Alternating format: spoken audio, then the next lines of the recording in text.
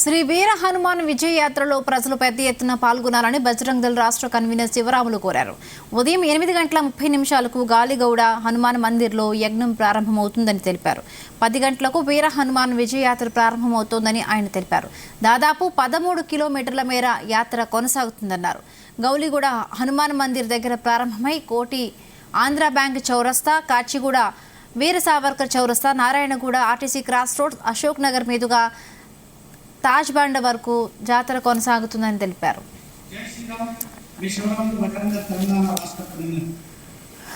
హనుమాన్ జన్మోత్సవం సందర్భంగా భాగ్యనగరంలో మంగళవారం 23 నాడు భారీ ఎత్తున వీర హనుమాన్ విజయాత్ర శోభయాత్ర నిర్వహిస్తా ఉన్నాం బజరంగ్ దళ్ ఆధ్వర్యంలో. దాంతోపాటుగా తెలంగాణ రాష్ట్రంలో వేలాది గ్రామాలు, వందలాది మండలాలు, జిల్లా కేంద్రంలో కూడా నిర్వహిస్తా ఉన్నాం బజరంగ్ దళ్ ఆధ్వర్యంలో. కాబట్టి ప్రధానమైనటువంటి శోభయాత్ర భాగ్యనగరంలో లక్షలాదిగా గత సంవత్సరంలో 3 లక్షల మంది పాల్గొన్నారు. ఈ సంవత్సరం కూడా కొన్ని లక్షల మంది పాల్గొనాలని కూడా బజరంగ్ దళ్ నుండి పిలుపునిస్తా ఉన్నాం. కాబట్టి ఈ యొక్క యాత్ర ప్రారంభమయ్యే స్థలము గౌలిగూడ రామ మందిరంలో ఉదయం 9 గంటల ప్రారంభమవుతోంది.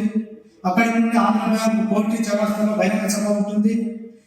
సుల్తాన్ Bazar X road, Kachiguda X road, Narayanaguda X road, RTC X road, Ashok Nagar వీధిగుండాల నుండి Galsalpet, Vaishnavi hotel, Bible house, Ujjaini Mahakali temple, అక్కడ నుండి పారడైజ్, అక్కడి నుండి తాపాన్ మందిర్ వరకు శోభయాత్ర ఉంటుంది.